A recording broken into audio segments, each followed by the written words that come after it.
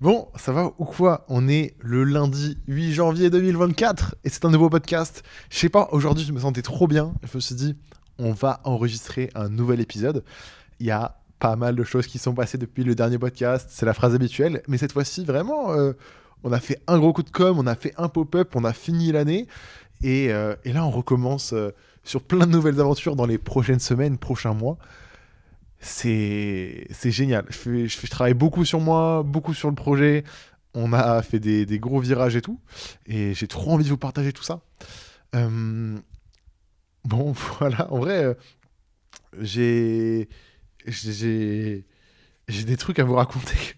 On commence par le pop-up. On a fait notre pop-up FV, la vie. La dernière fois que j'ai fait un podcast, bah, c'était avant le pop-up. Et là, on l'a fait. C'était vraiment trop cool, le fait de pouvoir proposer encore une fois un événement physique. Je kiffe tellement rencontrer bah, la commu en vrai. Et c'est marrant parce que plein de gens qui écoutent genre, ce podcast viennent en physique dès qu'il y a des événements et tout. C'est l'occasion pour nous d'avoir un lieu où on rencontre, on échange, on discute. C'était vraiment sympa pour ça. Et en plus de ça, on a pu proposer bah, du coup la collection La Vie. C'est un projet dont je suis trop fier. On n'est toujours pas rentable dessus. Je crois qu'on est toujours en perte de plusieurs milliers d'euros, mais c'est pas grave. Parce que vraiment, j'ai ce truc-là où maintenant, j'aborde FV beaucoup de manière très. Vas-y, j'ai un projet qui me fait kiffer, je le fais. Et j'ai bah, d'autres produits qui me permettent de. Bah, comme les piles émotions, de gagner notre vie. On a aussi Terne qui commence à pas mal tourner à côté. Donc, je trouve qu'on peut commencer à avoir une balance entre bah, les produits que les gens ils achètent à fond et les produits bah, que les gens aussi kiffent et achètent, mais qui sont plus des kiffs pour nous, comme bah, le projet La Vie. Le projet La Vie, pour ceux qui n'ont pas trop suivi, il y a quelques ans, j'avais fait un projet qui s'appelait le Capture Project. J'avais envoyé 10 appareils photo jetables à des gens de la commu. On était encore tout petits sur Insta et tout, mais on avait fait ça. Et l'expérience était géniale. On avait créé une campagne photo et en gros, c'était les mêmes vêtements, donc un pull, un t-shirt sérigraphié. Les produits n'étaient pas forcément intéressants, mais l'expérience a vraiment été un gros déclic pour moi à cette époque parce que j'étais en mode purée, trop cool de faire un projet comme ça en communauté. Et mine de rien, ce projet, par exemple, il m'a permis de rencontrer Brian, qui fait des vidéos maintenant partout sur Internet, enfin même à l'époque. Mais en gros, plus je fais des projets AV, plus je rencontre du monde. Et à l'époque, c'est ce que ça avait déclenché. Je rencontre deux trois personnes et tout, vraiment trop cool. Et là, on arrive du coup cette année. J'avais acheté 30 appareils photo argentiques et j'attendais un moment pour lancer bah, du coup la deuxième version de ce projet. Et on l'a fait cet été. On a envoyé du coup 30 appareils photo jetables argentiques à des gens de la communauté. Encore une fois, on a fait un formulaire. On a eu genre 30 000 inscriptions sur le formulaire. Enfin, c'est une dinguerie. Ce qui nous montre quand même que notre capacité à communiquer, bah, elle est incroyable. On construit des projets qui intéressent les gens et on arrive à les raconter. Euh, c'est de la folie. Donc on fait le tri, on envoie les appareils. Et avec les photos, cette fois-ci, on a créé les vêtements, qui étaient en fait un patchwork entier. On a créé un pantalon, une veste et des t-shirts, avec bah, du coup les photos imprimées dessus, un peu en motif all over. Je vous invite vraiment à aller sur le site si vous voulez voir visuellement à quoi ça ressemble. C'est sur For Vacation. Et trop content, première fois qu'on sort une veste, première fois qu'on sort un pantalon. Et bête d'expérience, le produit niveau qualité, je suis trop content. La coupe du pantalon est géniale, on va la reprendre pour nos prochains projets. Enfin, une source de création super intéressante. Et on l'a proposé du coup en physique. On a aussi fait des t-shirts en cyanotype. Ça, c'est quand même une folie. C'est ça qu'il faut que je fasse un petit détour pour parler de ces t-shirts. Donc il y avait la veste et le pantalon dont j'ai parlé, mais on a sorti aussi un t-shirt en exclusivité pour le pop-up. En gros, on a imprimé en cyanotype. C'est une méthode d'impression qui en gros, tu vas mettre une émulsion, une encre, une émulsion sur un t-shirt et tu vas projeter de la lumière en ayant mis un pochoir, si vous voulez. Là, c'est des diapositives qu'on a imprimées. Et ça va imprimer du coup la photo que tu as projetée avec de la lumière. En gros, c'est un peu ça le process. J'ai fait une vidéo sur le compte d'AV, allez la voir. Cette vidéo, elle a fait quasiment 3 millions de vues sur Instagram. Mais elle en a fait peut-être des centaines de milliers aussi sur TikTok et sur Twitter pareil. C'est ma vidéo la plus virale de ma vie en vrai je crois. En vrai de fou. Et ce qui est cool, c'est que c'est une vidéo centrée sur nos produits. C'est ça qui est fou, c'est une vidéo où je parle de notre produit et que je mets en avant bah, le process créatif qu'il y a derrière. La vidéo elle a tellement explosé qu'elle est partie Elle a voyagé partout dans le monde. Il y a des darons américains, du Mexique, des pays que je ne connais même pas qui s'abonnaient au compte FV. Donc j'avais mis la vidéo en public parce qu'on récoltait plein d'abonnés qui n'étaient pas vraiment intéressés par la marque, enfin, qui n'allaient jamais acheter, donc ça ne va rien. Je l'ai mis en privé pendant longtemps. Là, je l'ai remis sur le compte. Et voilà, sacrée expérience. On fait le pop-up et vraiment, c'est toujours des moments super forts parce que les pop-up, tu te réunis avec ton équipe et tu vis quelque chose de fort, quoi. Tu vis vraiment quelque chose de fort. Et c'est ça que je kiffe. Pendant une semaine ou deux, avec toute l'équipe, voire même des gens qu'on prend en plus pour nous aider sur le projet, on construit ça à fond, on loue un lieu, on communique, on organise le stock, on loue une caisse. Enfin, c'est plein de nouveaux petits défis qu'on réussit en groupe et c'est tellement stimulant. En plus, ça me permet de, je sais pas, Mathis, mon pote qui fait des vidéos, il vient nous aider, je le paye, il gagne un peu de thunes, il participe à un projet cool, il s'en rappellera. Enfin, je le dis toujours, hein, les projets dont on se rappelle, c'est pas les drops en ligne sur internet. Enfin, si forcément, le drop émotion, je m'en rappellerai, mais les drops qu'il y a eu après, c'est des petits souvenirs, mais c'est pas des trucs forts qui ont marqué mon année. Ce qui a marqué mon année, c'est le physique et c'est vraiment ce genre de moments qu'on passe en vrai dans la vraie vie, quoi. Et d'où le nom de la vie au final. Franchement, incroyable. Non, j'ai trop kiffé. Et c'est trop drôle parce que je fais un détour. À ce pop-up, il y a Yanis de Camino qui vient me voir.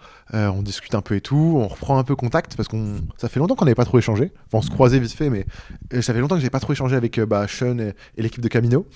Et donc, vas-y, on se dit, j'allais passer au bureau. Je suis passé au bureau quelques jours après le pop-up. Et c'est fou, on a discuté pendant des heures et des heures et des heures de tout, de leur projet à eux, comment ça évolue. Et c'est c'est incroyable. Et de mes projets à moi, enfin, un peu reprendre contact. J'ai vraiment pris ça comme ça. Et vraiment des heures et des heures. Trop intéressant de les voir. Et ça m'a fait titiller sur plein de choses que j'essaie d'appliquer dès maintenant. Mais vraiment trop cool. Et je me rappellerai dans la discussion... Sean, il me dit au tout début, putain, t'as changé, t'as l'air d'aller beaucoup mieux. Et pour rigoler, je lui dis, ouais, c'est l'argent et tout. En mode, l'argent, c'est plus du tout une pression. Du coup, je me sens trop bien, je peux payer l'équipe, ça débloque plein de trucs. Et un peu comme un super pouvoir. En fait, c'est à l'époque, je m'amusais déjà, mais j'avais pas cette notion d'argent qui nous permettait de mettre la balance au bon niveau pour tout le monde. Enfin, je sais pas comment dire, mais en gros, l'argent, je pensais vraiment que c'est ça qui avait débloqué plein de choses. Et j'ai repensé au fait que j'avais répondu ça et tout, parce que eux, ils ont rigolé sur le moment, même s'ils ont compris. Mais j'ai repensé à ça plusieurs semaines et tout après, en mode, est-ce que c'est vraiment l'argent qui me permet d'aller mieux ?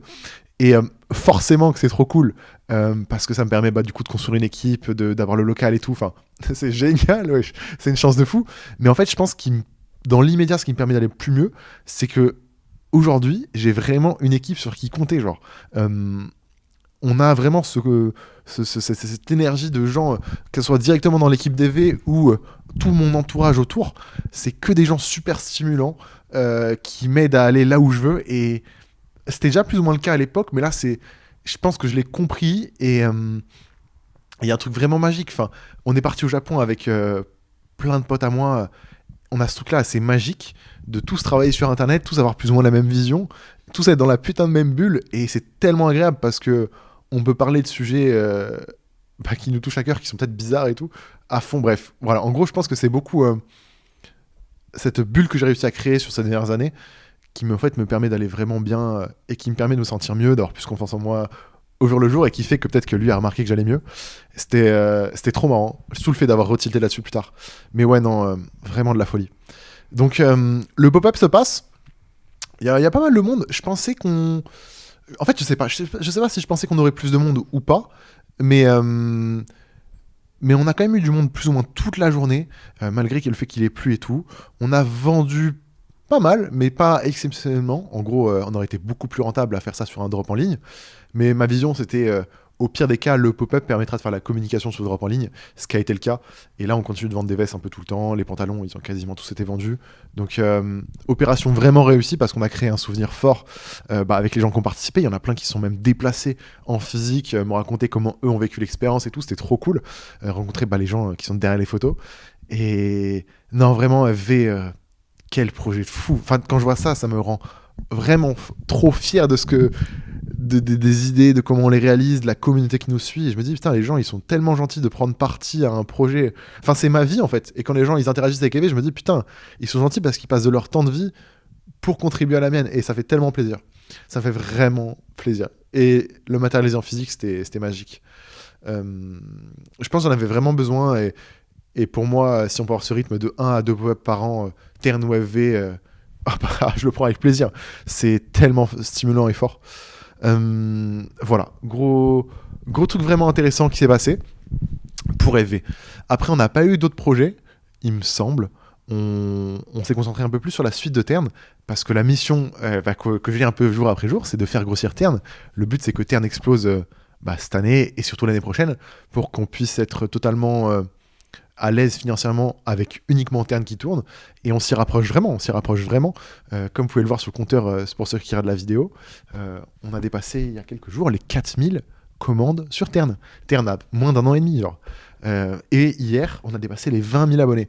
Je parle toujours de paliers toutes les semaines, je parle de paliers, de machin et tout, mais pour moi, c'est des vraies images clés qui permettent de me motiver et aussi les gens qui suivent. Et on peut vraiment constater l'évolution avec ça. Et ça fait vraiment plaisir. J'ai croisé des gens dans la rue qui portaient du Tern. Ça m'a tellement donné le sourire. J'en ai peut-être d'ailleurs croisé autant que des plus l'émotion, d'ailleurs. C'est fou. Non. Voilà, on a mis pas beaucoup d'énergie sur réfléchir au futur et tout. On a eu 2 drops qui se sont moyennement bien passés, mais j'en parlerai un peu plus tard. J'ai fait 2-3 coups de com'. On a fait une campagne photo dans Google Street View pour annoncer un petit drop. Trop content de la campagne. Après, malheureusement, vu que c'est Google Street View, les photos sont de mauvaise qualité, ce qui a fait que ça n'a pas trop mis en avant les produits. Les gens n'ont pas tous accroché, mais en tout cas, moi, je suis content de l'avoir proposé. C'est un coup de com' qu'on a tenté, qui a pas coûté trop d'argent, mais qui a pas marché non plus trop. Bon, c'était intéressant à tester. Et après, on a sorti un coup de com' que j'ai en tête depuis des années, retrouver un lieu comme le fond d'écran Windows, et qui s'appelle Bliss, qui est une photo vraiment iconique. Moi, j'ai passé tellement d'heures, de journées, de nuits devant cet écran, sur la mezzanine chez mes darons, à faire des montages Paint Pokémon et tout. Et je voulais absolument, pour une campagne, aller à ce lieu et... plus forcément ce lieu parce qu'il n'existe plus dans l'état, mais aller à un lieu qui ressemble, qui retranscrit cette atmosphère, et pour tirer des photos pour Tern. On a trouvé un lieu, en faisant un peu de synth, on a trouvé ça, c'était lunaire comme on a trouvé, et on y est allé une semaine après, on a shooté des photos avec Adré, et la campagne a encore une fois explosé, wesh. Elle a explosé. Ça a été notre post le plus liké sur Tern Insta pendant quelques jours. Après, ça s'est fait dépasser par autre chose. J'en parlerai plus tard. Et non, vraiment incroyable. Tellement fier de ce projet. Et encore une fois, les gens, ils pètent un câble. Toujours la question de, comme quand on a eu Harold, le même, est-ce que c'est l'IA? Est-ce que c'est réel? Oui, c'est réel, les gars. Nous, on fait des trucs réels. Et non, trop fort de ce coup. Je voulais vraiment le faire depuis des années. Et cette année, j'ai vraiment capté que, en fait, sans m'en rendre compte, on a fait plein de campagnes photos, de campagnes visuelles pour accompagner des drops, pour donner du sens à ce qu'on créait. Et ça a été un gros kiff de produire, réaliser, trouver les idées. Et j'ai grave envie de continuer l'année prochaine. Là, je suis déjà sur le coup pour 2-3 grosses campagnes photos, vidéos bien impactantes et qui sont magnifiques. Donc très très content. En parallèle de ça, du coup, on a fait quelques drops Tern qui ont bien marché. Enfin, pas autant qu'on l'espérait, qui ont vraiment en vrai bien marché parce qu'on a eu Noël et tout, donc ça a bien aidé. Mais au moment même du drop, au pic en fait, on a eu moins de gens que d'habitude. Ce qui m'a poussé à beaucoup me remettre en question sur la manière dans laquelle je créais. Et j'ai vu plein de trucs que je pouvais améliorer qui n'étaient pas bons, ou en tout cas pas au niveau de ce que je voulais. Et donc là, ces dernières semaines, ces derniers mois, avec Jean, on a beaucoup penché là-dessus, sur comment créer des vêtements qui ont et du sens avec la marque, et du sens avec un thème au global, et du sens avec de la communication, que tout soit relié, ce qui manquait un peu, je trouve, avant.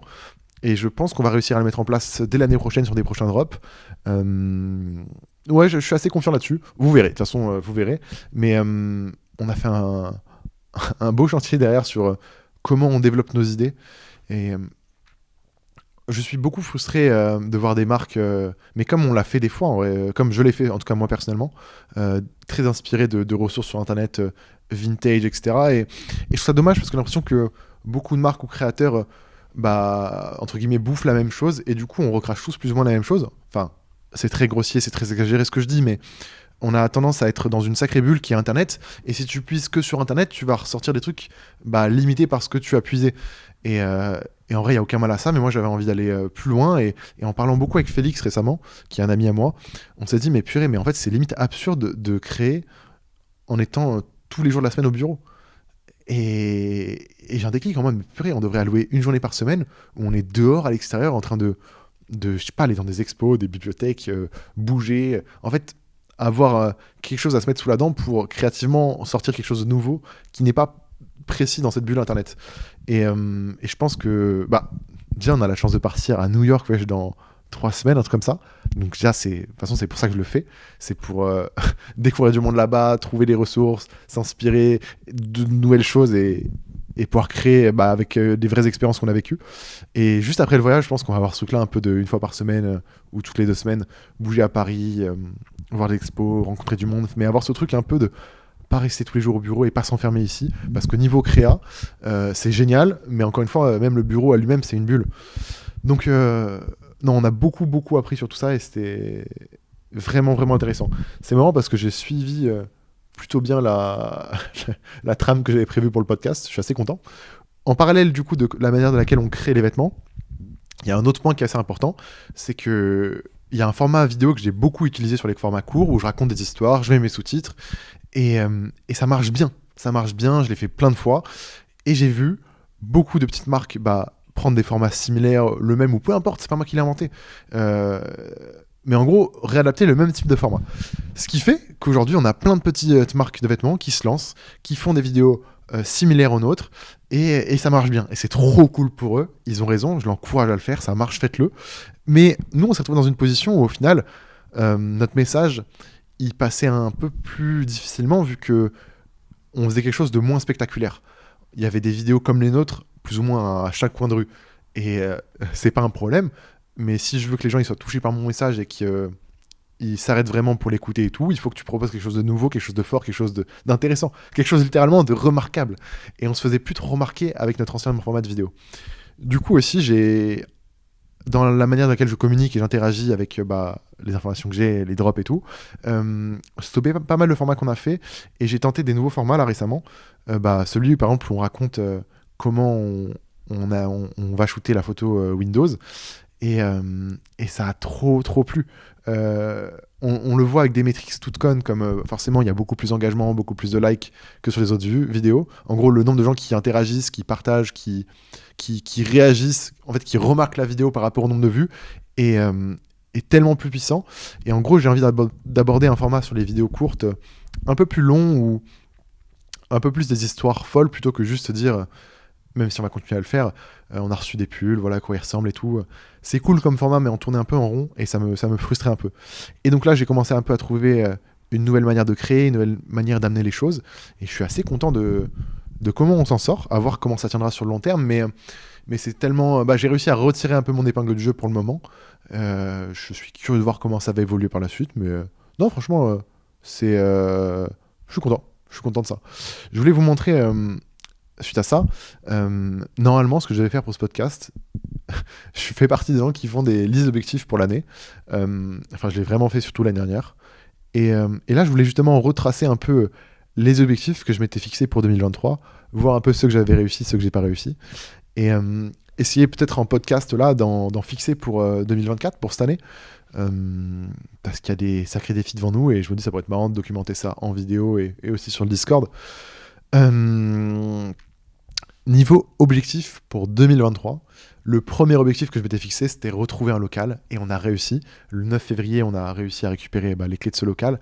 On s'est réinstallé, et j'étais assez confiant sur le fait qu'on allait réussir à trouver des bureaux, mais pas forcément les bureaux idéal, et on a trouvé vraiment l'endroit dans lequel je me sens trop bien, donc c'est vraiment réussi. Ça, vraiment grâce au Drop Emotion qui a surperformé toutes nos attentes, donc trop bien. Le deuxième point, c'est développer et structurer suffisamment le projet pour commencer à me payer le plus vite possible. Le minimum, mais ça serait cool, que je puisse commencer à récupérer de l'argent grâce à la boîte. Pareil, on l'a fait. J'ai commencé à me payer... alors, l'équipe était payée avant. Jean était payé, Tom avait eu des parts et tout, donc tout le monde était rémunéré. Mais moi, je me payais pas, parce qu'en vrai, j'en avais pas particulièrement besoin, et surtout parce que je voulais réinvestir. Et quand on a eu le Drop Emotion, du coup, on a beaucoup d'argent qui tombe sur le compte, et j'ai attendu qu'on expédie toutes les commandes et de voir que ça roulait financièrement après ça, que c'était pas juste le coup d'une fois, pour commencer à me payer. Et je crois que j'ai commencé à me payer quand j'ai sorti un podcast, je crois que c'était en août ou juillet, pour parler de tout ça. Je l'ai fait. Je suis vraiment content parce que je peux vraiment commencer à mettre de l'argent de côté et je peux aider mes parents tous les mois. Je leur envoie un petit virement. Enfin, il y a un côté un peu agréable où ça rend pro mon taf, quoi. Genre, c'est vraiment mon taf. Je gagne ma vie avec ça maintenant. Et non, ça peut paraître qu'on dit comme ça parce que la plupart qui écoutent, soit vous êtes en études, soit vous avez un taf. Donc mais pour moi qui ai fait ce projet quasiment pendant 7 ans sans me payer, euh, bah c'est cool, genre. Maintenant, c'est bon. J'espère que ça va tenir longtemps, tu vois, mais c'est cool. Franchement, je suis content. Je suis vraiment content de ça. C'est un bon point.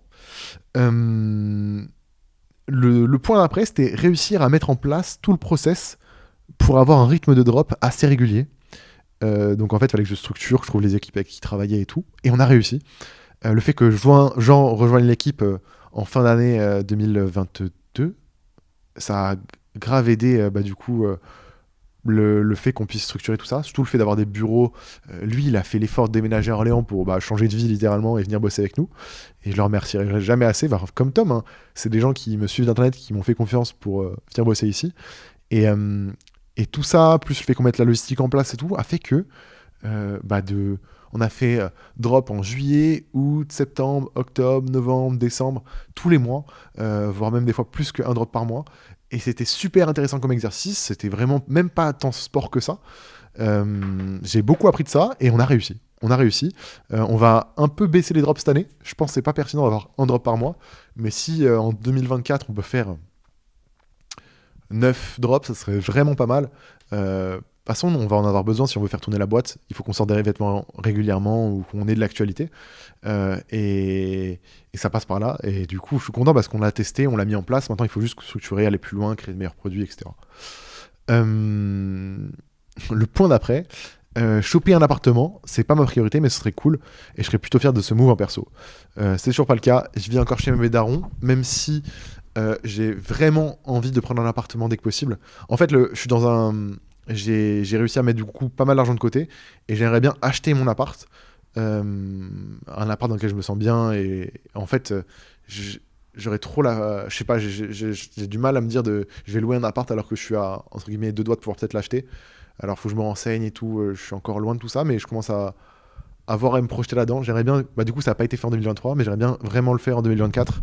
Ça serait bien. Le truc, c'est que je sais pas si je vais réussir à emprunter de l'argent vu que la boîte est super jeune. Peut-être qu'ils vont avoir peur, peut-être qu'ils font confiance. Je sais pas. Faut que je me penche sur la question, que je teste, que je prenne des rendez-vous. Mais ce serait cool. Ce serait vraiment cool pour commencer aussi peut-être à... Je sais pas... Ouais, en fait, c'est un peu comme investir, placer mon argent. Parce que là, mon argent, il dort sur mon compte bancaire. Et Dieu sait que c'est pas bon parce que... ils font, quoi. Mais bref, je l'ai pas fait. J'espère l'année prochaine. Et puis, si c'est pas acheté, ce sera loué en attendant de trouver un truc qui me plaît et une situation où ça me met dans une position où je suis capable de faire ça, quoi. Le point d'après, c'était continuer de faire grandir du coup l'entreprise. Si on peut attendre les 500 000 euros de chiffre d'affaires, ça serait zinzin. Ça me semble pas impossible. Mais de toute façon, c'est le minimum si je veux payer l'équipe. C'est marrant parce qu'à l'époque, j'écris ça en mode putain, ça serait vraiment fou de faire 500 000 euros de chiffre d'affaires. Alors, 500 000 euros, c'est beaucoup d'argent, je suis totalement d'accord avec vous. Pour une entreprise, c'est différent. N'importe quel bar, restaurant qui tourne un peu fait 500 000 euros de chiffre d'affaires. En tout cas, je pense, j'ai l'impression. Donc, si tu veux payer une équipe, en fait, payer un loyer et avoir une structure qui tourne, tu as besoin de générer de l'argent. Et en vrai, je pense que si tu veux payer 3 ou 4 SMIC, tu es au moins obligé de faire rentrer, quand tu es une marque de vêtements, 500 000 euros de CA dans l'année, tu vois.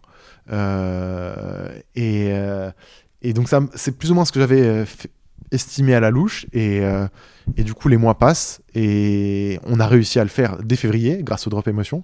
À l'année, on a explosé cet objectif. On a pu même faire du bénéfice, on a bien pu remplir la trésor, ce qui nous permet de lancer les autres projets, permettre à terme d'exister et tenter plein de trucs. Mais on a réussi. Aussi fou que ça puisse paraître quand je l'ai écrit, on a réussi. Pour 2024, ça va être assez compliqué de faire plus ou la même chose. Si on arrive à faire la même chose en 2024, c'est la folie. Je pense pas qu'on réussira parce que les pulls, forcément avec Balcoculus et le début de TN et tout ça, ça a vraiment aidé. Il y a eu, je sais pas, un enchaînement de bons trucs qui nous ont permis de faire des très gros coups en termes de vente et tout. J'arrive pas à imaginer que ce soit possible en 2024. Ça serait bien qu'on fasse au moins la même chose. Mais pour moi, on va plutôt... on fera moins, mais suffisamment pour tourner et tout. En fait, moi, tant que la boîte elle tourne, qu'on n'est pas en danger, que je peux continuer de payer les salaires, parce que maintenant tout le monde est en CDI, mettre de côté, leur proposer des primes comme on a eu à Noël et tout. En fait, tant que la boîte tourne, c'est cool. Et pour ça, faudrait faire plus que 500 000. En gros, faudrait faire entre 500 000 et ce qu'on a déjà fait, quoi. Je... Je pense que c'est possible en fait. Tern a un moyen de pas mal péter cette année. On a des bons produits. Je le sens vraiment bien. En fait, Tern peut permettre de faire ça. Mais il va pas falloir qu'on perde trop de temps. Parce que là, on arrive rapidement à février. Il y a déjà quasiment 10% de l'année qui vont être passés. Va falloir bosser pour. Mais ouais, c'est une dinguerie parce que je regardais décembre de l'année dernière, décembre 2022. FV, on faisait. Non, décembre 2000. Enfin, ouais, décembre il y a un an, pas ce décembre-là. FV, on faisait genre 7 000 € de vente.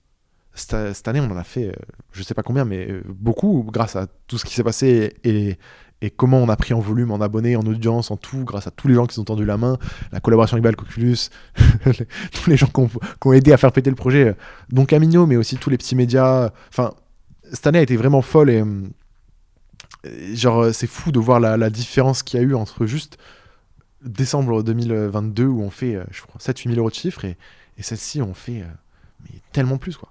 C'est de la folie, c'est de la folie. Genre sur décembre de cette année, juste FV, on a fait plus que sur toute l'année d'avant FV, quoi. Bref, autre que les chiffres, c'est très cool et j'aimerais juste que la boîte puisse continuer de tourner. J'aimerais aussi qu'on puisse, mais je vais en parler après des autres objectifs, en vrai, je vais en parler après. Autre point, plus perso, améliorer mon alimentation. Il faut que je retrouve un rythme entre mes allergies, mes goûts et mon rythme de vie. C'est vrai que j'ai beaucoup d'allergies, j'ai des goûts qui sont chiants, ce qui fait que mon régime alimentaire est pas fou. Je buvais beaucoup de coca à l'époque, j'ai carrément arrêté pendant pas mal de temps. Là, j'en ai repris un ou deux, mais comme c'était genre en mode du champagne, c'est très très rarement et pour des occasions bien précises. Je suis bien content d'avoir arrêté et baissé pas mal le sucre dans ma vie. Pareil, je mange de manière un peu plus variée. C'est un point qui me... En fait, j'ai peur vraiment d'avoir des carences et tout avec le temps, mais je peux pas manger de fruits, je peux pas manger de... Enfin, le lait, c'est une galère. J'ai plein de problèmes alimentaires et je voulais trouver une solution à ça. Je l'ai pas forcément trouvé direct, mais j'ai un peu amélioré et c'est vraiment cool. Dans le sens où je suis tellement tête baissée dans mon taf. Si je fais pas attention à mon corps, un jour ou l'autre, ça va péter et c'est pas bon, wesh. Voilà la liste des objectifs que je m'étais fixé en 2023 sur le Discord FV. Tout ça a été public, c'est très marrant. C'est pour ça, et c'était public, du coup je pouvais pas... Ah non, je suis un ouf, j'ai oublié un point, wesh. Le permis, je l'ai pas fait. J'ai pas passé mon permis, j'espère cette année. J'espère. Pour l'instant, on n'y est pas encore, ni le code, ni le permis, rien n'est fait. Mais j'ai une boîte qui tourne.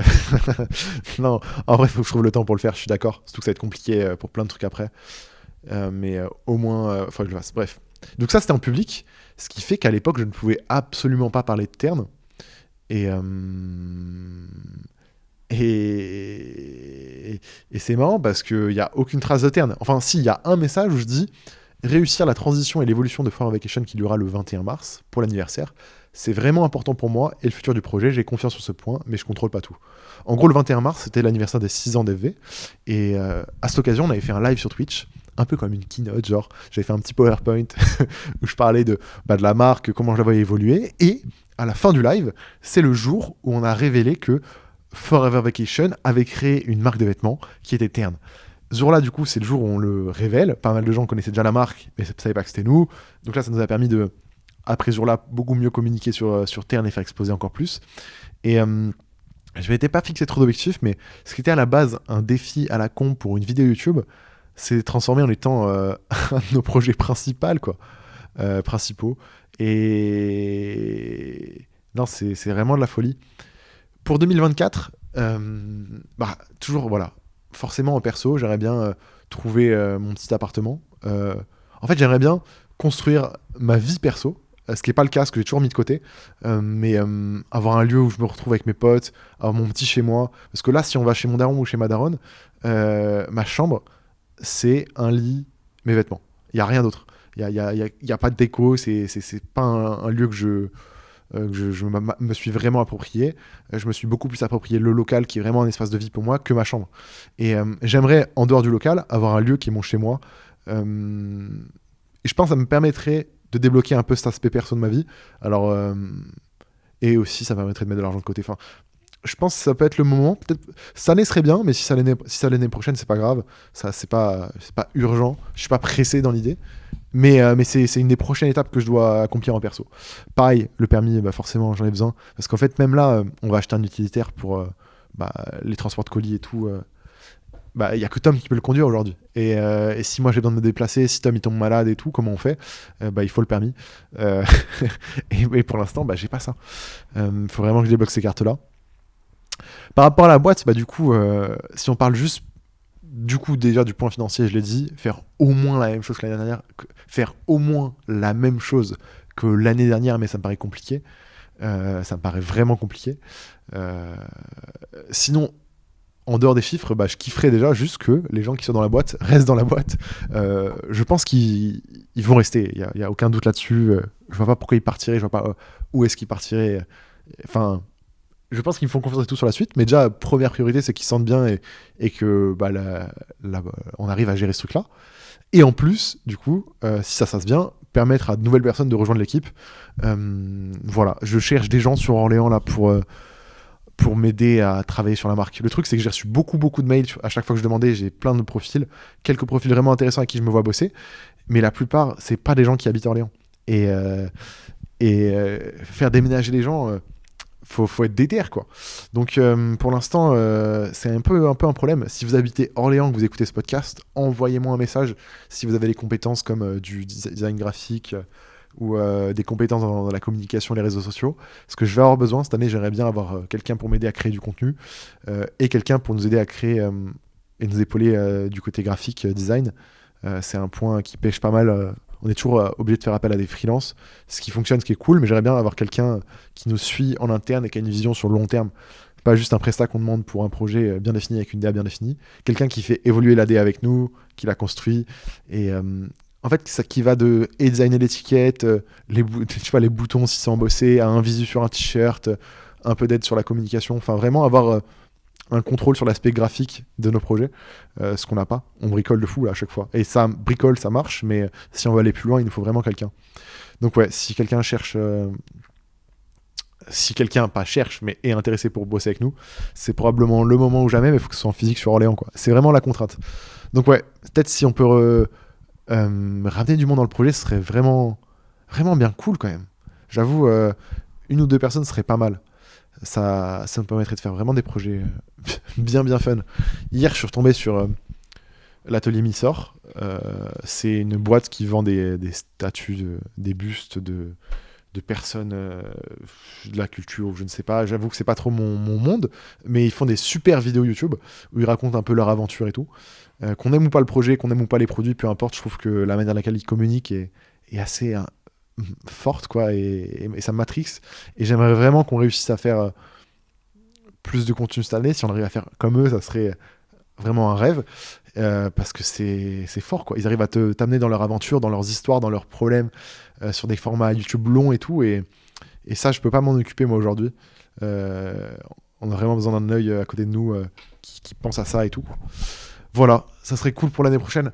Après, j'avoue que sinon, niveau objectif, en fait, l'année dernière a été tellement folle que j'espère avoir au moins la même année, mais ça me semble impossible dit comme ça.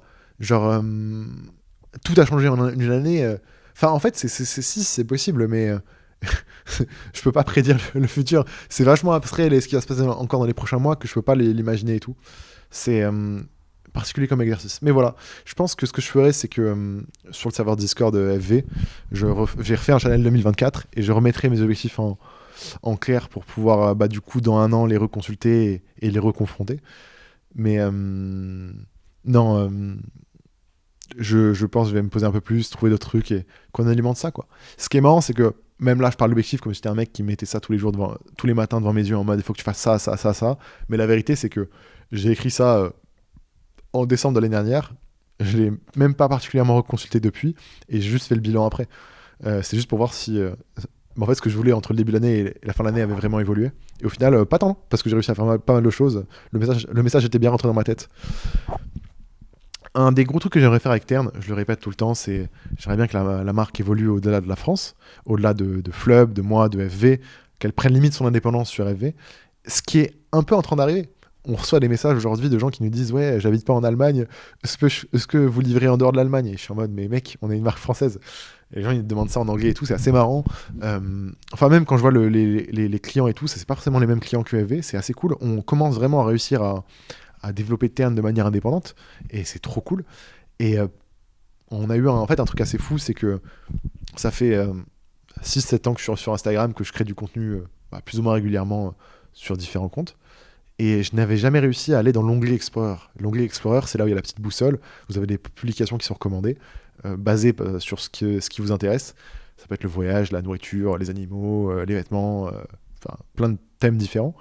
Et je n'ai jamais eu de publication qui a décollé là-dedans, jusqu'à il y a genre un mois, où plusieurs des publications de Tern sont allées dans l'Explorer et ont fait genre des stats de malades. Ce qui fait que pas mal de gens nous ont découvert au Royaume-Uni, aux États-Unis et tout. Et j'ai eu ma première interaction avec une marque étrangère. Moi, c'est un truc que je trouvais fou, qui me trouait à chaque fois. C'est que, frère, en France, on est là, on follow toutes les marques. Enfin, personnellement, moi, je follow plein de marques allemandes, du Royaume-Uni, des États-Unis, je sais pas, d'Australie, d'Europe de l'Est, de France forcément. Mais jamais eux, ils ont checké les marques françaises, jamais eux se sont intéressés à ce que je fais moi, par exemple, personnellement. J'avais jamais eu d'interaction avec une marque étrangère. Et je trouvais ça fou, quoi. Parce que si moi je le fais, je me dis, il y a bien d'autres gens qui essayent de le faire de l'autre côté, mais pourquoi on s'est jamais croisés? Et il y a quelques semaines, j'ai reçu pour la première fois un message d'une marque américaine. Memory Lane Park, là, ils ont fait des produits qui ont en plus pas mal fonctionné, qui ont pas mal tourné et tout. Et c'est marrant, c'est la première fois que j'avais une interaction avec des mecs qui créent de la SAT dans un autre pays. Et franchement, ça m'a fait kiffer. J'étais en mode, putain, c'est cool. On arrive vraiment à être perçu un peu comme, déjà intéressant et international, quoi. Là, on part, comme je disais, à New York dans quelques semaines. 1 ou 2 semaines avant, je vais aller DM plein de créas que j'ai en tête et tout pour essayer de les rencontrer. J'aimerais vraiment rencontrer des gens de là-bas qui font de la SAP et tout. Et il y a grave moyen que je... Enfin, j'aimerais en tout cas rencontrer du monde, échanger, discuter, apprendre. Parce que je pense qu'en plus, ce qu'on fait les intéresserait, mais c'est juste qu'ils sont pas tombés dessus. Donc ouais, la première interaction avec une marque, ça m'a vraiment fait kiffer. Surtout que c'était ultra bienveillant. Il a demandé des conseils sur un truc, je lui en ai demandé. Et il y a ce truc-là un peu de... Vas-y, on garde contact, on verra. Et bon, peu importe si ça aboutit ou pas, mais un peu comme si le monde s'ouvrait à nous, je trouve. Et c'est cool. J'ai grave envie de continuer en France. Si on fait des pop-up, les premiers, forcément, ils seront à Paris et tout.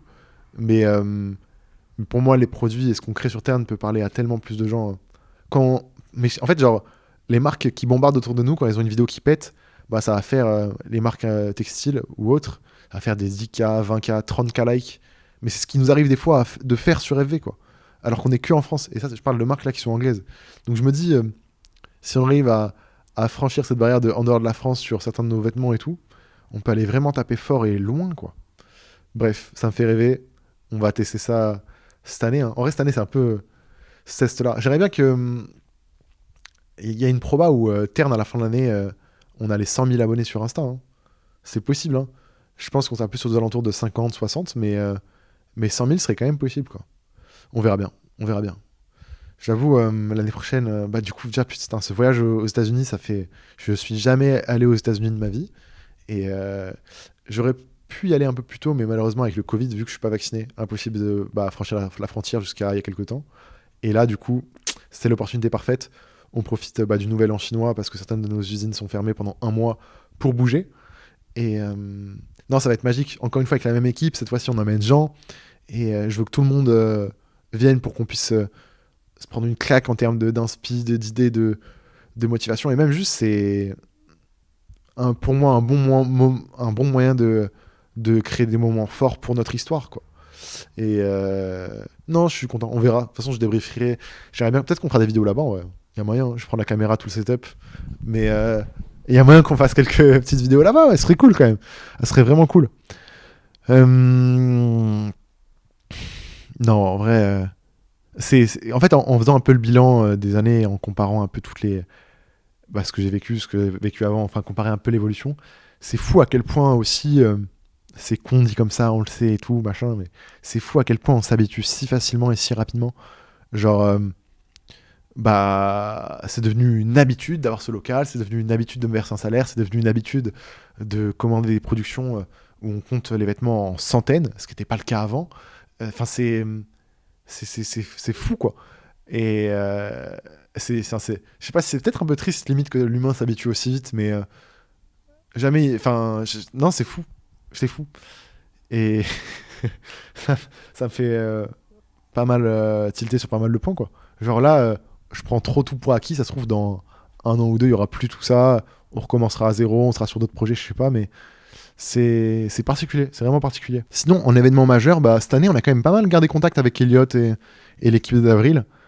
C'est marrant parce que plus ou moins, tous les trimestres, on se capte genre on fait un peu le tour entre Lyon, Lille et Orléans, où chacun de nos projets sont. Et c'est trop cool parce qu'à chaque fois, bah, on va découvrir le projet de l'un, on vit quelques jours dans leur bureau, on échange, on rencontre les équipes, machin. Et non, c'est assez marrant, je suis vraiment content de... Enfin, les gars, faisons en sorte que notre environnement de création textile français il soit cool comme il l'est aujourd'hui. Il y a très peu d'animosité, il y a très peu de rivalité, on s'éclate et on se rend pas compte à quel point le fait d'avoir un environnement positif où personne se fait la guéguerre, c'est trop bien pour nous, genre. En fait, si chacun fait le taf de son côté, on fait grandir le milieu. On fait grandir le milieu. Quand une marque explose, on se rend. C'est peut-être bizarre de se dire ça et c'est peut-être frustrant. En fait, quand je dis ça parce que on a eu de la chance cette année. Quand une marque explose, c'est le milieu qui explose et c'est vous indirectement qui explosez aussi. Je suis convaincu de ça. Forcément, peut-être que tu vois une marque explose, tu peux avoir ce côté un peu frustré ou de jalousie en mode putain, pourquoi c'est pas moi et tout. Mais la vérité, en fait, ce qui se passe, c'est que si le mec qui fait le taf de l'autre côté, il va habituer peut-être des centaines, voire milliers de personnes à consommer chez un créateur indépendant. Et les gens, ils vont forcément kiffer l'expérience. Et la prochaine fois, ils vont beaucoup moins réfléchir quand ils vont voir ton produit. Et ils vont beaucoup plus facilement se prendre au jeu de s'intéresser à la marque, au produit et peut-être même acheter. Quand on fait le premier drop émotion et qu'on vend, je sais pas, 7000, 8000 pulls, plus de la moitié des gens, ils n'avaient jamais consommé chez une marque indé avant, j'en suis sûr et certain. On l'a vu par rapport aux questions sur le SAV et tout. Les gens, ils étaient perdus, ils savaient pas ce que c'était des précommandes et tout. Du coup, on a essayé de faire au max pour qu'ils aient une bonne expérience. Et après, ces gens-là, s'ils ont kiffé l'expérience, ils vont aller commander après chez Elliot, chez Davril, chez Supram, chez Ruby, chez Camino, chez tout ça. En fait, parce que c'est une expérience qu'ils vont assimiler à notre milieu. Et c'est pour ça que j'encourage vraiment les gens à essayer de pas avoir ce truc-là négatif, qu'on continue d'avoir cette, je trouve, ce paysage de créa qui se soutient quand même relativement, quoi. C'est de la folie, genre là, il y a Camino qui ont lancé leur projet, j'ai dit Camino, mais leur projet ensemble 365, et je suis trop content qui fassent ça parce que eux, leur projet, ils vont du coup lancer des produits, des vêtements, des expériences, des machins. Et à chaque fois qu'ils vont lancer des expériences ou qu'ils vont lancer un truc, ils vont à fond communiquer là-dessus. Et ça va habituer du coup toute leur audience qui est énorme et plein d'autres gens au fait mais on peut consommer ailleurs que chez Nike, Adidas ou ces grosses marques. Alors, tu peux continuer de consommer chez eux, mais il est aussi possible maintenant de consommer chez des plus petits créateurs. Et en fait, s'il y a des gros acteurs qui se mettent là-dessus, qui vont investir beaucoup de temps, d'énergie, de ressources pour que ça marche pour eux, c'est vraiment bénéf pour tout notre putain de milieu. Donc bref, trop cool. Cette année a vraiment été une folie pour tous les créateurs indés. Beaucoup sont passés en société, beaucoup se sont structurés, beaucoup ont sorti des drops régulièrement. Non, c'est vraiment fou. Et c'est pour ça que je me casse la tête chez nous pour avoir un service client irréprochable, des livraisons, mais c'est pas rare les livraisons qu'on fait en 24 heures maintenant. J'ai reçu encore la semaine dernière des messages, des tweets. Je commande jeudi, je reçois ma commande vendredi matin, quoi. C'est fou et c'est réel, c'est possible. Et vous n'imaginez pas à quel point les clients après ou les gens qui suivent les projets, ils sont contents de vivre ça. Et bref, faisons quelque chose de bien dans ce milieu, quoi. Non, c'est chaud. Et cette année, je pense que ça va être encore plus le cas. On va avoir encore plus de marques qui vont arriver. Je pense que on va pas être à l'abri de nouvelles têtes qu'on connaît même pas encore aujourd'hui, qui vont exploser, qui vont proposer des trucs de fou, mais en fait même à leur manière. Quand je vois le papoteur qui a fait un de ses drops online là récemment, après avoir un peu plus communiqué et structuré son projet, Et ben il n'y a pas photo. Il a pris, je crois, 25-30 000 abonnés sur Insta. Il y a plein de gens qui ont découvert ce produit, son histoire, ses aventures avec sa mère, comment il crée les vêtements et tout. Et même, en fait, pas dans le format marque de vêtements, mais dans ce format un peu de création textile, il y a plein de trucs possibles. Et non, c'est fou, c'est fou. Là, je radote de l'impression, mais dinguerie. On peut être vraiment content de ce qui se passe. Voilà.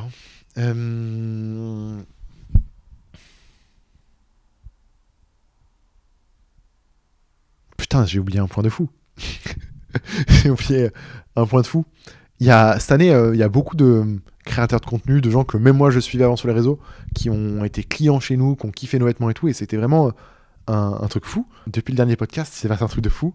Genre, j'aurais jamais pu prévoir ce moment, mais en gros, un jour je suis sur Insta et je vois putain, on prend pas mal d'abonnés et tout, il y a pas mal de gens qui nous mentionnent. Je regarde les notifs, qu'est-ce qui se passe? C'est la copine de Squeezie, wesh, qui poste une photo avec le pull émotion. À l'époque où il n'y en avait aucun en stock sur le site. Donc déjà, la première question, c'est comment elle a eu. Je n'arrive pas à capter comment elle a réussi à le choper. Et donc déjà, elle poste, frère, quand elle poste, elle fait du 80 000 likes, 90 000 likes. Enfin, genre, ça aide vraiment, tu vois. Et je suis en mode, putain, c'est marrant quand même. Et quelques jours après, dans une story, on voit Squeezie avec le pull. Genre, franchement, ça m'a fait un truc en mode, putain, c'est gaulerie qu'on arrive à toucher des gens qui pourraient paraître aussi loin de nous, alors qu'ils ne sont même pas particulièrement. Mais c'était vraiment un moment fort. Genre, j'étais en mode, c'est une dinguerie. Genre, mais qui de plus fou on pourrait toucher, quoi? Je sais pas. Et non, c'était assez magique de voir même genre Seb Lafrite, il a commandé. Et il suit Terne et tout, j'ai vu ça l'autre jour, c'est marrant parce que, en fait, quand tu suis des gens pendant des années, tu peux mettre une barrière et tout. Mais en fait, ces gens-là, ils sont humains et ils peuvent potentiellement kiffer tes sapes et acheter, et c'est fou, quoi. Non, c'est fou. Cette année a été assez surprenante à ce point-là parce que je me rappelle de quand j'ai fait des vidéos, quand je préparais le drop émotion, où je suis en mode purée, ça serait fou que ça pète et moi je kifferais qu'on les place ces pulls-là sur, par exemple, j'avais dit Rilo à l'ancienne parce qu'il avait fait un projet qui s'appelait Émotion. On n'a pas placé Rilo d'ailleurs, on a placé plein de gens, mais on n'a pas placé Rilo. Mais c'est fou parce que j'étais en putain, ça serait vraiment une dinguerie qu'on arrive à placer Rilo. Et frère, on a réussi à avoir des gens qui semblent ou qui paraissent encore plus inaccessibles. Sans que nous, on fasse particulièrement d'ailleurs grand chose. Parce que pour le coup, Squeezie, je n'arrive toujours pas à l'expliquer aujourd'hui. Je sais pas comment il a fait pour avoir un foutu pull. Pour moi, jamais de la vie, pour moi, il allait sur Vinted en choper un, tu vois. Mais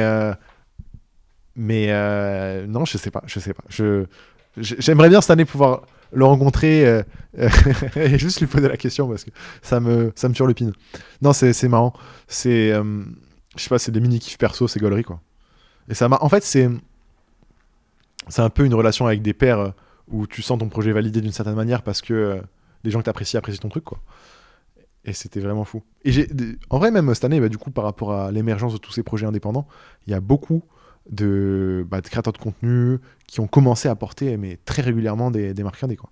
C'était déjà quand même le cas il y a quelques années, tu vois, mais cette année, c'est de la folie. C'est de la folie. Genre, tous les créateurs de contenu, enfin tous, non pas tous, mais une grosse partie portent maintenant. Tu peux les croiser avec des sapins indés, enfin c'est fou, quoi. C'est fou, non, c'est fou. Je me répète là. Je me répète de fou. Non, dinguerie en vrai. J'espère que cette année sera belle pour tout le monde, que vous aurez l'occasion de vous amuser, de faire des projets cool. J'ai vraiment trouvé ma balance, mon rythme et tout. Je suis curieux de voir comment ça va évoluer si on ramène des gens dans l'équipe. Est-ce que ça va changer notre manière de travailler, mon rythme et peut-être la balance par rapport à mon kiff et tout. Parce que gérer deux personnes comme Tom et Jean, ça va. Ils sont grands, ils sont matures.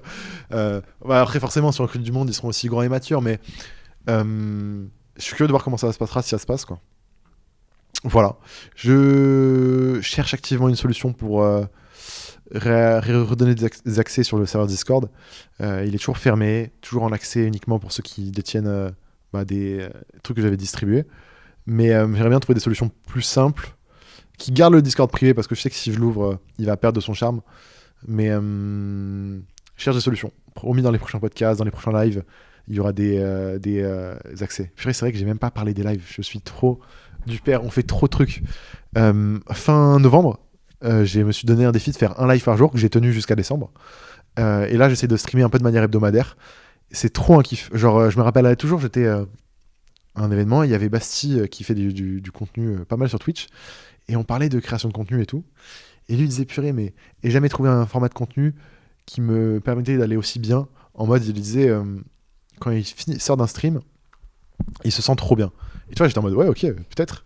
Et j'ai grave capté ça, et ça m'a grave retilté quand j'ai fait mes premiers streams. Parce que j'ai vraiment ressenti ce truc-là. T'es là pendant 1 heure, tu discutes avec des gens qui sont grave cool, qui partagent, qui interagissent, qui construisent le projet avec toi. Et à la fin, tu sors, t'as fini ton truc, tu te sens apaisé, soulagé. Un peu comme un podcast, mais le podcast, t'as pas les retours en direct. Genre là, je crée dans mon coin, je suis comme ça dans le local. Après, je fais du montage, peut-être un mini et je poste, et c'est après que j'ai des retours. Et encore, j'ai pas énormément de retours. Un live, je peux avoir, je sais pas, 300, 400 messages dans le chat, je sais pas, peut-être même plus. Un podcast, si j'ai 10 commentaires, 20 commentaires, c'est beaucoup, tu vois.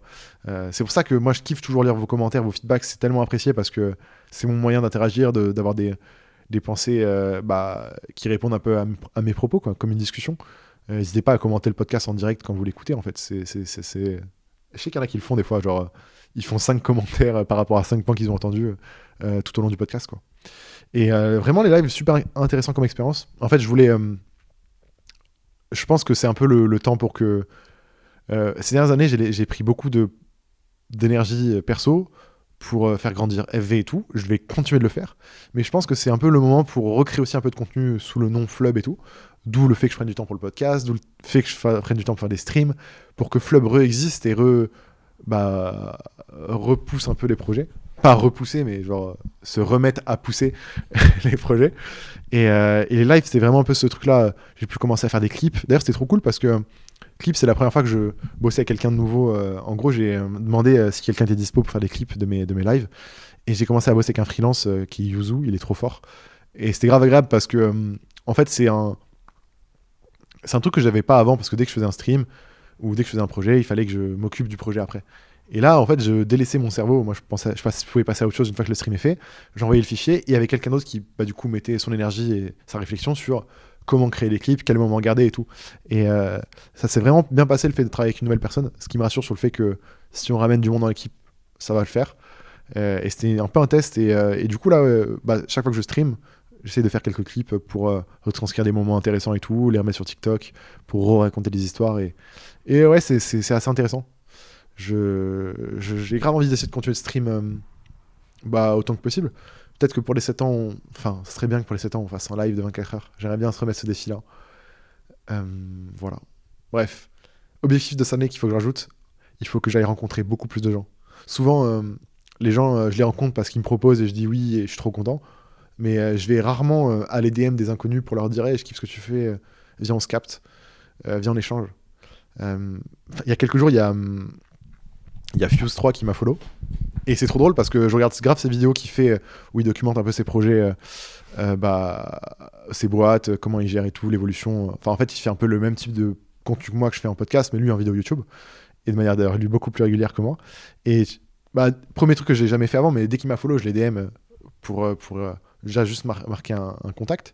Et par exemple, c'est grave le genre de personne que j'aimerais bien, moi, aller demander à contacter pour ne serait-ce qu'avoir une heure de discussion et apprendre. Les gens sont gentils, sont bons, faut que je m'ouvre un peu plus et je vais apprendre tellement plus. Mais ouais, voilà les différentes leçons que j'ai eues ces derniers mois. En tout cas, depuis le dernier podcast, j'en ai forcément oublié, mais mais c'est pas grave. De toute façon, les trucs que j'oublie en général, c'est des trucs que j'ai déjà racontés en story sur Insta, dans mon canal ou autre. Donc si vous voulez pas les rater, n'hésitez pas à aller me follow sur Insta ou Twitter, c'est là où je communique au jour le jour. Mais ces podcasts sont toujours des bons moments pour faire un peu le point et le bilan. Bref, merci. Non, franchement, j'ai pleuré je sais pas combien de fois de joie cette année pour tout ce qui s'est passé, quoi. Genre, c'est vrai, genre, j'ai pleuré plein de fois parce que c'est de la folie, quoi. Et je vais le répéter pendant 10 ans s'il faut, j'en ai rien à foutre, mais c'est de la folie ce qui s'est passé. Et je sais qu'il y a encore de grandes choses qui m'attendent, peut-être, mais là, quand je regarde, je me dis, putain, c'est costaud, quoi. Donc merci infiniment. Je sais pas comment je peux vous remercier plus. En vrai, je n'ai toujours pas trouvé un moyen de vous remercier pour ce qui s'est passé cette année. Remercier autre que, bien sûr, fournir le meilleur de mon taf. Mais voilà, force à vos projets. On se capte bientôt en podcast, en physique. Et ouais, faut qu'on aille conquérir ce monde, qu'on aille transmettre cette bonne énergie là. Non, c'était cool. Force à tous les créatifs. Ça m'a pris 6 ans de péter quasiment du jour au lendemain. Ça arrivera un jour pour vous, ne vous inquiétez pas. Éclatez-vous, c'est tout. Et voilà quoi. Merci à tous. Et ciao. Ouais, putain, pas mal la fin là. Déjà, j'ai fait l'effort d'articuler de fou. J'espère que ça s'est ressenti. Et voilà. J'aime bien dire que c'est fini, mais jamais finir. À bientôt.